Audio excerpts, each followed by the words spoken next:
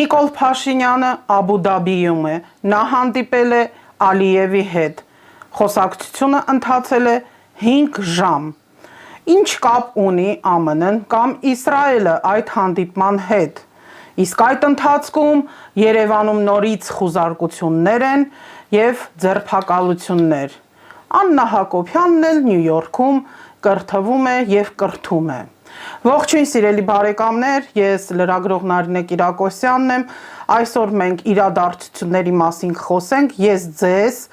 շատ մատչելի ձևով, լեզվով կներկայացնեմ այն, ինչ որ կատարվում է քաղաքականության դաշտում և մեր առօրյայում դա ինչ ազդեցություն կունենա։ Առաջինը մենք խոսենք Աբու Դաբիի այցի մասին։ Ինչի էր գնացել Նիկոլ Փաշինյանը Արաբական Էմիրությունների մայրաքաղաք։ Իդեպ հայկական ժամանակում նա առաջ գրում էր, որ Արաբական Էմիրությունների մայրաքաղաքը Դուբայն է։ Այսինքն կարելի է ենթադրել, որ հիմա Նիկոլ Փաշինյանը առնվազն գոնե գիտի, որ քաղաքն է Արաբական Էմիրությունների մայրաքաղաքը և ամսի 9-ին է նա գնացել Աբու Դաբի, հանդիպել է նախագահի հետ Արաբական Էմիրությունների, իսկ այսօր ամսի 10-ին արդեն կայացել է Ալիևի հետ հանդիպումը։ Հիշեցնեմ, որ վերջին անգամ Նիկոլ Փաշինյանը գնացել էր Թուրքիա, Էրդողանի հետ էր հանդիպել, հավանական է ցանկանում էր Իլհամ Ալիևի հետ հանդիպել, բայց այդպես էլ չստացվեց կամ ուղղակի չհամաձայնվեցին։ Նախապես ուրեմն հայկական կողմը հայտարարել էր, թե իբրև թե Թուրքիայի նախագահն է հրավիրել Փաշինյանին, բայց հիմա արդեն այդ վարկածը հերքվում է և հստակեցվել է, որ հենց հայկական կողմի խնդրանքով է եղել այդ այցը Թուրքիա, որի մասին մենք միայն նկարներով և կարճ տեսանյութերով գիտենք, իսկ բովանդակությունը մեզ պարզ չէ, ինչպես և այս անգամվա հանդիպումը, որը Աբու Դաբիում տևել է 5 ժամ և այդ հանդիպմանը, այսինքն վարչապետի կայք էջի մասին է խոսքը, ոչ թե ֆեյսբուքյան կամ սոցիալական ցանցերի, հետո մի քանի րոպե առաջ արդեն հայտնվեց փոքր նկարներով, այնտեղ հանդիպման մասնակիցների մասին նույնիսկ չկա և հղում է տանում, որ կարող եք Մամլո հաղորդագրությունը տեսնել ստորև։ Ստորևին սխմում ենք, գնում ենք արտաքին գործերի նախարարության կայք, որտեղ ավելի հստակ է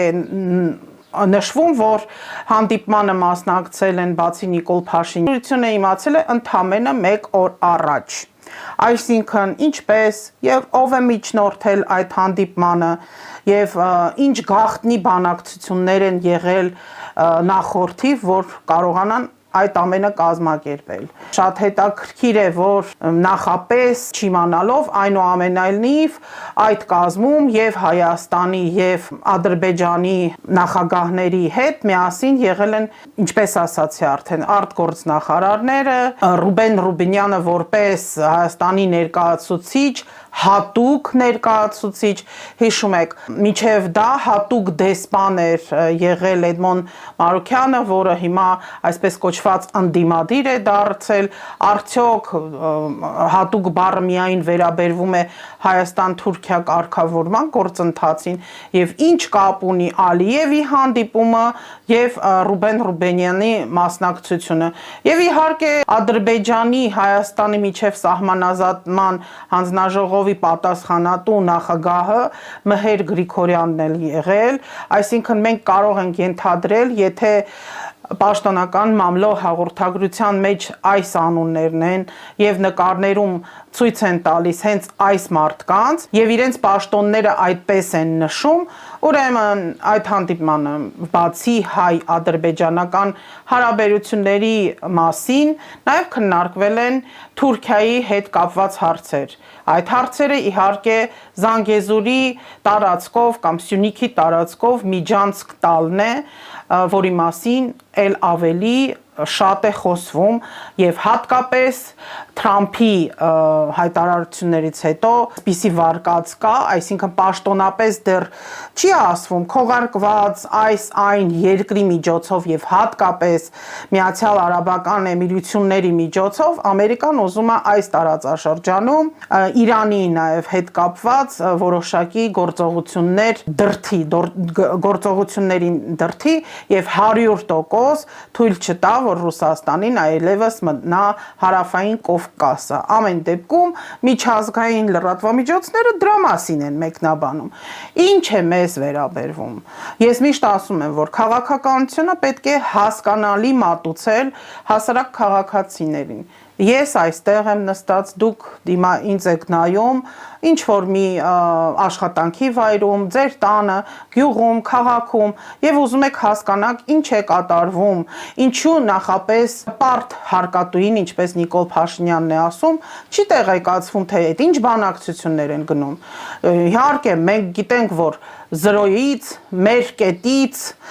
մենք ինչ կուզենք կքննարկենք, կբանակցենք է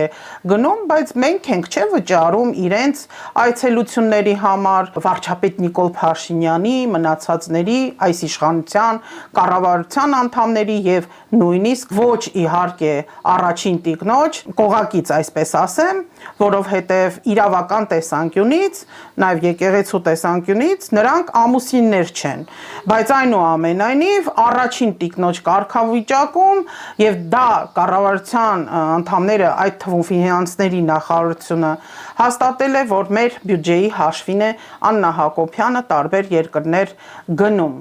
Ինչու մենք պետք է չիմանանք կոնկրետ թե ինչ են խոսում։ Պաշտոնական հաղորդագրությունում այն էլ մի քանի անգամ մենք լրագրողներով տարբեր նյութերի շրջանակներում նշելով, մատնանշելով, թե ինչու է Նիկոլ Փաշինյանը միայն Facebook-յան էջում հայտարարություններ անում, ինչու պաշտոնական հաղորդագրություններ չկա, այս պատասխանում մենք ոչինչ չենք կարողանում կարդալ, թե արդյոք խաղաղության մասին է խոսքը, արդյոք հենց այն Զանգեզուրի միջանցքը տալու մասին է խոսքը, բառացի կարդում եմ այն հաղորդագրությունը, որի հղումը տրվում է վարչապետի կայքից դեպի արտգործնախարարություն։ Ուրեմն լսեք, կարճ 2025 թվականի հուլիսի 10-ի Հայաստանի Հանրապետության վարչապետը եւ Ադրբեջանի Հանրապետության նախագահը հանդիպել են Աբու Դաբիում, Արաբական Միացյալ Էմիրություններ եւ քննարկել Հայաստան-Ադրբեջան միջպետական հարաբերությունների կարգավորման օրակարգի տարբեր ասպեկտներ։ Կողմերը հաստատել են, որ երկկողմ բանակցությունները հարաբերությունների կարգավորման գործընթացին վերաբերող բոլոր հարցերը հասցեագրելու ամենաարդյունավետ ձևաչափն են եւ այդ հիմքով պայմանավորվածություն է ձեռք բերվել շարունակել արդյունքին միտված այդպիսի երկխոսություն։ Հետաքրքիր է, ինչ այդպիսի կամ ինչ միջպետական, այսինքն մենք ունենք միջպետական հարաբերություններ Ադրբեջանի հետ, մինչ 2020 թիվը թշնամի երկիր էր։ Հիմա ինչ եղավ, ինչ փոխվեց, որ իրավական փաստաթղթով, եթե մենք նույնիսկ չունենք խաղաղության պայմանագիր կամ սահմանազատումներ արված։ Այսինքն այս հաղորդագրությունը շարունակեմ մի երկու տողով եւս գրվում է երկրների ղեկավարները նշելով սահմանազատման գործընթացում գրանցված առանցքը հանձնարարել են համապատասխան պետական հանձնաժողովներին շարունակել գործնական աշխատանքն այդ ուղղությամբ կողմերը նաև պայմանավորվել են շարունակել երկու երկրների միջև երկկողմ բանակցությունները եւ վստահության ամրապնդման միջոցները Այսինքն այնուամենայնիվ այս հանդիպումից կոնկրետիզացիա արվում է միայն սահմանազատման հետ կապված ինչ-որ քննարկումների եւ շարունակական աշխատանքների վերաբերյալ։ Ենթադրում ենք դա Տավուշի մարզի մասին է, Սյունիքի մարզի մասին է, գուցե այլ մարզերին է վերաբերվում, որովհետեւ նախորդիվ խոսակցություններ էին գնում Արարատի մարզի եւ Վայոց մարզի հետ կապված։ Այսքանը այլ մեկնաբանություններ պաշտոնապես չկա, ուրեմն մենք իրավունք ունենք այլ ենթադրություններ անենք, այդ այլ ենթադրությունները ասում են այն մասին, որ ճիշտ են քաղաքական վերլուծաբանները, երբ որ ասում են, որ Ադրբեջանը եւ Հայաստանը Ռուսաստանի գլխից թռնելով որոշել են կամ այսպես դասավորենք նախադասությունը, որ Ռուսաստանին ի հակառակը իրենք առանց միջնորդների իրենց միջանցք են տալիս, որ Ադրբեջանը կապվի Թուրքիային, ուրիշ այլ բան չկա այստեղ։ Իհարկե մենք կարող ենք խոսել նաև Իրանի հետ կապված, որովհետև Իրանը մի քանի անգամ նշել է, որ թույլ չի տա նաև Հայաստանի հետ կապված սահմանները ինչ որ մի կերպ խեղվեն։ Խոսքը գնում է Սյունիքի եւ առաջարկել էր, որ իրենց տարածքով գնային այդ ամերիկան Աբու Դաբիում կայացած Ալիև-Փաշինյան հանդիպումը։ Նախ Ադրբեջանն էլ Հայաստանն էլ ոչ մի կոնֆլիկտ չեն ունեցել դեռ Իսրայելի հետ, իսկ Իսրայելին աջակցում է բոլոր ձևերով հենց նախագահ Թրամփը եւ շատ հավանական է նա նաեւ Ռուսաստանի վրա ներազդեցությունը կարող է եւ այս հանդիպման հետ կապված անի։ Տեսնենք, ամեն դեպքում ստացվում է, որ Եվրոպան եւ Ամերիկան եւ բոլոր կողմերից Ռուսաստանին որոշել են թողնել առանց, ինչպես ասացի, հարավային Կովկասի, այսինքն Հայաստանը շատ հավանական է ոչ թե միջանցք տա եւ տարանցիկ երկիր լինի, ինչպես անընդհատ Փաշինյանն է ասում, խաղաղության խաչմերուկ, այլ բոլորովին բաց լինի թուրքական աշխարհի համար, չէ որ նաև տարբեր հանդիպումներ է Էրդողանը կազմակերպում նաև Ռուսաստանի թաթարական համայնքների հետ, Թաթարստանի օրինակ նախագահի հետ էր կազմակերպել եւ այդ մեծ Թուրանի ծրագիրը շատ մոտ է վերջնական իր իրագործման կետին եւ Ամերիկային թերևս երևի այդ ամենը ձեռք է տալի ոչ թե Ամերիկային, այլ կոնկրետ Թրամփին, որովհետեւ Բայդենի ժամանակ մի քիչ այլ էր։ Եվ Թրամփը հիշենք, որ Թրամփի ժամանակ սկսվեց 2020 թվականի պատերազմը եւ Արցախի հանձնումը հենց դարավ այն Պանդորայի արկղը, որ պետք չէր բացել եւ բացվեցին։ Այսքանով ինձ թվում է մենք կարող ենք կապել այո արտաքին քաղաքականության հետ Ամերիկայի եւ Իսրայելի եւ այս հանդիպումը, որ արաբական էմիրություններն էլ ունեն իրենց որոշակի ծրագիրը, նաեւ Իրանի հետ կապված։ Մենք ուղղակի կարող ենք ընդլայնել խոսել, որ քրդական ազդեցությունն էլ այստեղ կա, չէ որ Իրաքում եւ Սիրիայում քրդական որոշակի այսպես կարելի ասել ցեղեր ավելի թուրքական կողմն են, թուրքական եւ ամերիկյան կողմից են ֆինանսավորում եւ նրանց էլ կարող են օգտագործել հետագայում Իրանի դեմ ավելի մասշտաբային, ուրեմն ռազմական գործողությունների։ Առայժմ դեռ ինչպես ասում են մարել է այդ ամենը եւ միջուկային օբյեկտների հրմբակոծումը դադարել է, բայց մենք չենք կարող իմանալ թե երբ դա կվերսկսվի, եթե իհարկե Իրանը չգնա իրենց թելադրած պայմաններին։ Դա ընդհանրապես որոշակի ժամանակ կշահեն։ Ինչ վերաբերվում է թե Հայաստանում այդ ընթացքում ինչ է կատարվում, իհարկե ես իմ ալիքում եւ ընդհանրապես դուք էլ տեղեկացված եք, որ եկեղեցու դեմ արշավները շարունակվում են, Սամվել Կարապետյանն էլ նաև դեռ կալանքի տակ է եւ դաշնակցական անդամներին հատկապես падգամավորական ուրեմն շրջանից անձեռնխելությունից զրկեցին, որովհետեւ այնքան թվային առումով շատ են քաղաքացիական պայմանագիր կուսակցության, քանց թե ընդդիմադիր անդամները պարլամենտական, որ իրենք ինչ ուզեն, այն էլ կարող են քվեարկել եւ տանել առաջ եւ այդպիսով նրանք զրկեցին եւ թույլ տվեցին, որ հետապնդում քրեական լինի Սեյրան Օհանյանի, Արծվիկ Մինասյանի եւ արդեն Արթուր Սարգսյանի նկատմամբ եւ դրա հետ զուգահեռ նաեւ քննչական կոմիտեն տարբեր դաշնակցականների անդամների տներն է այսօր մտել, Գեգամ Մանուկյանի նաեւ падգամավոր տղային են կալանավորել, տարբեր իրեր են ցուցադրել, թե արգրավել են զենքեր, չգիտեմ ծիծաղելի է, թե լացելու է, բայց օրինակ խաղալիք, նռնակ կամ որսորդական զենքեր, որոնք նաև դաշնակցականները ասում են, որ դրանք պատերազմի գոտում, բայց ուղղակի որսորդական զենքեր են եղել, այսինքն դա նշանակում է, որ գրանցված զենք է, ոնց կարող էին այդ խաղալիքները կամ զենքերը իբրև թե ահաբեկչական գործողությունների համար նախատեսված լինել, այսինքն համար մեր ահաբեկիչները այն որ ասում է ճակատագրի հեգնանք եւ ռուսներն են դաշնակներին ասում ահաբեկիչներ ինչպես Գարեգին Նժդեհին են համարում նացիստ այսպես էլ ուրեմն մյուսները դաշնակցականների կարելի է ճակերտավոր երևի ասեմ կոտորածուն սկսել է Նիկոլ Փաշինյանը նույն այն կերպ ինչպես իմ գոլեգաները հիշեցին, ինչ որ արել էր Լևոն Տեր-Պետրոսյանը 90-ական թվերին։ Ուղղակի այստեղ մենք կարող ենք զարմանալ, թե ինչու համապատասխան ուրեմն գործողություններ չեն անում, ինչու այդքան ժողովրդին հիասթափեցրեցին եւ խորհրդային եւ արտխորհրդային ընդդիմադիր քաղաքական ուժերը, ես չեմ ասում ոչ հասարակական ուժերի մեջ, մենք այսպես էլ ապարդյուն մնացինք, աչքներս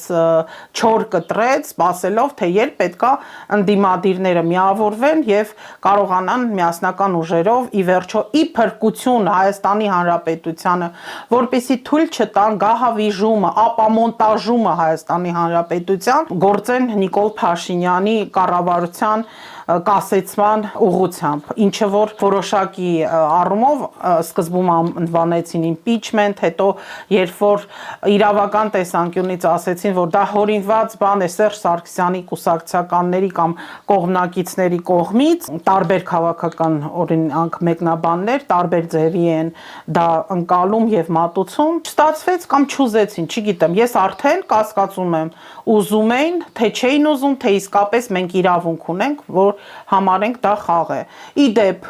Սամվել Կարապետյանի Տաշիր գրուպի տարբեր ուրեմն կազմակերպությունները ի թիվս հեծում որ խուզարկություններ էին Նարեկ Կարապետյանը ելույթ ունեցավ հետո պաշտոնակատարը հեծի Դավիթ Ղազինյանը ասաց որ այս պահին թույլ են տվել դիսպեչերներին աշխատել թեժ գծի աշխատողներին որ գոնե կանոնավոր մենք հոսանք ունենանք առնվազն այդ գիտակցության մեծ բան է եւ կրկեսն են ուզում ձեռքից վերցնեն Տաշիր գրուպի ինչ որ գործ են հարուցը, չգիտեմ, շինծու է, ինչ է, դա հետագայում կտեսնենք, կյանքը փորձը ցույց տվեց, որ սրանք ամեն ինչը հայտարարում են, բայց ստացվում է տուշոնկա շոու, պարզվում է, որ դա կազմակերպված շոու էր, չլիկ դաստա, այսպես կոչենք, իսկ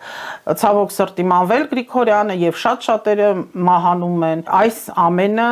այդպես էլ չստանալով իրանց անմեղության վարկած գոյություն ունի արդարացումը, եթե այն կա Նիկոլ Փաշինյանը Աբու Դաբիից նույնիսկ հասցնում է, չեք պատկերացնում, այնպես է աշխատում, որ հասցնում է նույնիսկ գրառումներ կատարել, 1-2 օր առաջ դրանից մինչև Աբու Դաբի մեկնելը նա սպառնացել էր, որ ես առաջնորդելու եմ Էջմիածնի ազատագրումը, նորից բարբաջել էր, որ կարդում եմ, ցիտում եմ, բոլոր բանավեճերից անդին այս ընթացքում բացահայտվեց ամենակարևորը Հիսուս Քրիստոսի նրա վարդապետության հետ Կտրիչ Ներսիսյանի, Վազգեն Գալստանյանի, Գևորգ Աչապահյանի, տեսեք սրբազանների անուններով դիմում աշխարհիկ։ Եվ էլի ոմանց կապի եւ առնչությամբ իսպար բացակայությունը Հիսուս Քրիստոսի տունը միածնի իջման վայրը զավթած է հակաքրիստոս շնաբարո ապազգային ապապետական մի խմբակի կողմից եւ պետք է ազատագրվի ուրեմն նմանատիպ էլ բան չի գրել Աբու Դաբիում պարապ է մնացել երևի սուրճ կամ թե էր ուզում խփներ Ալիևի հետ ինչպես որ նա դա Ալբանիայում արեց այսօր էլ գրել է Հիսուս խաչի ներքո անիծողների հաջորդ հանգրվանը խոզերի երամակն է ստորև բերող մեջ բերումը Մատթեոսի ավետարանի 8:28-32-ն է Սաղմոսներ էր կարդում, հիմա Ավետարան Մատթեոսի 28 եւ երբ այն կողմ Գերգեսացիների երկիր անցավ, նրան պատահեցին գերեզմաններից ելած երկու դիվահար, այնքան սաստիկ կատաղած, որ այդ ճանապարհով որևէ մեկը չէր կարող անցնել 29 եւ ահա նրանք աղաղակեցին ու ասացին. Ինչ կայ մեր եւ քո միջև Հիսուս, որդի Աստծու, մեզ տարաժամ, տանջելու եկար 30 եւ նրանցից քիչ հեռու արոտական խոզերի մի երամակ կար 31 եւ դևերը աղաչում էին նրան ու ասում թե մեզ այստեղից հանես, մեզ թույլ տուր գնալ խոզերի երամակը 32 եւ նա նրանց ասաց գնացեք, դևերը դուրս ելնելով գնացին խոզերի երամակ եւ ամբողջ երամակը դարավանդից դիմեց դեպի ծով ու ջրերի մեջ սատկեցին։ Հիմա ուզում եմ հասկանամ, այս մարդը երևի մայրաթորի հավելվածն է քաշել, այդպես ես հատուկ կարդացի 29, 30, 31, 32, այսինքն կետերը ըստ Ավետարանի երևի վերցնում ու ճպցնում է իր Facebook-յան էջը, այդ հավելվածով հեշտ է, նույնիսկ ուրիշ երկրներում այդ հավելվածը roaming-ով իր հեռախոսում երևի բացում է, բայց 29 շատ հետաքրքիր թիվ է, օգոստոսի 29-ին 2020 թվականին Նիկոլ Փաշինյանը վերջին անգամ եղավ Արցախում եւ գրեթե 1 ամիս հետո սկսվեց պատերազմը մինչ դա նա հայտարարում էր ինքնիշխանության, Արցախի ազատության եւ այլ բաներ, որոնք իհարկե հետո դուրս եկան սուտ են։ Այնպես որ այն ինչ որ ինքը գրում է իր բերնից, հենց խոզը երևի ինքն է կամ դիվարհարության մասը ինչու է նշում, երևի նրա համար, որ այնուամենայնիվ իրան նզովում են, իրան անիծում են հենց եկեղեցականները եւ եթե դուք զարմանում եք եւ ասում եք դա Աստվածահաճո չի, դա քրիստոնեավայել չի, օրինակ թանգարանների իջմիջնացնի թանգարանների տնօրեն Հայրասողիկը նշել էր Հայր Ռուբենին էր մեջ բերել, որ այդպիսի ծեսել կա, անեծքի ծեսել կա եւ նզովքի ծեսել կա հայկական եկեղեցում, այնպես որ եւ դիվահարության հետ կապված էլ ծես կա, մի գնացեք, մի փնտրեք մարդիկ, որոնք հենց աստվածաբանության գիտնականներն են, բացատրում են ամեն ինչ։ Եվ այսօրվա թողարկման վերջին հատվածը պետք է նվիրենք առաջին տիկին Չակերտավոր առաջին տիկին Աննա Հակոբյանի այցին եւ մի բացահայտում ասեմ, որ անընդհատ երևի նա մտածում է ոչ մեկ չի բացահայտելու, որ ինքը ուղակի փուչիկ ինչ որ միջոցառումներին է գնում, ինքն իրեն համար ստեղծել այ չգիտեմ ինչ որ ֆանտասմագորիկ կերպար, որ առաջին տիկինն է կարևորություն, բայց նայեք գնում է Նյու Յորք եւ հայտարարում են տեսանյութերը ցույց տալի ջերմ գրկախառնվում է այնտեղ ինչ որ կանանց հետ, ինչ հանդիպում էր դա ընդամենը ասեմ New York Times-ն եմ կարդում, ուզում եմ հասկանալ New York Times-ը կամ հայտնի լրատվամիջոցները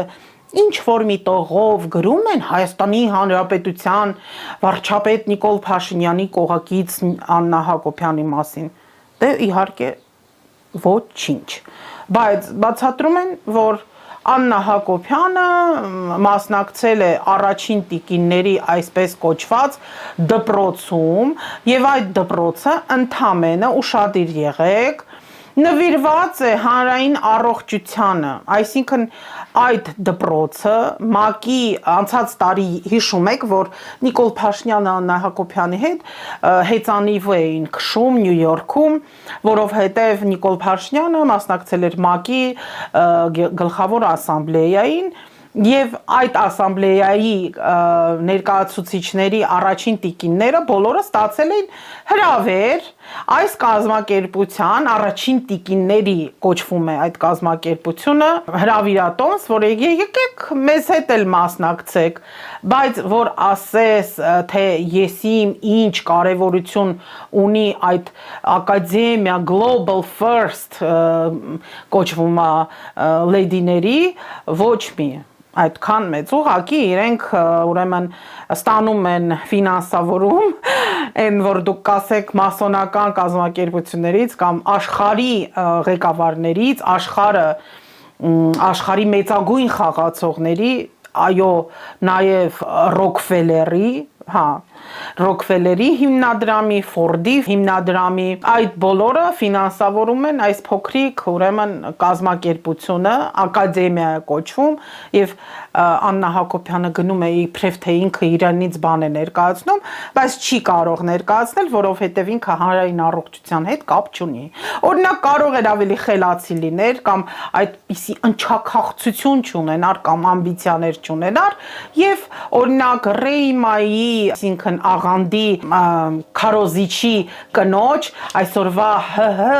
առողջապահության նախարարուհի Անահիտ Ավանեսյանին ուղարկեր այդ միջոցառմանը, բայց չէ, պետք է չէ որ պետական բյուջեի գումարներով գնալ մի հատ էլ Նյու Յորք ֆրֆռալ, չէ որ տաշիր առաջվա գումի խանութում այլևս Սիրիայի եւ Լիբանանի հայերը երևի իրեն շորիկներ չեն տալիս, պետք է Նյու Յորքում, ինչպես Սեքսը մեծ քաղաքում ֆիլմի հերոսուհիները հագնվի։ Այսքանը շնորհակալություն, որ դիտեցիք, կշարունակենք հետևել իրադարձություններին, շնորհակալ եմ ձեր մեկնաբանությունների համար, միշտ քաջալերելու, կարևոր առողջ եղեք, հասկանում եմ, որ բոլորս անհանգստանում ենք եւ նաեւ ընդունում եմ, որ հասարակ մարդիկ ուղղակի չեն ուզում հետևեն նորություններին, արդեն շատ բանից իսկապես հոգնել են, ապարդյուն են համարում պայքարը, բայց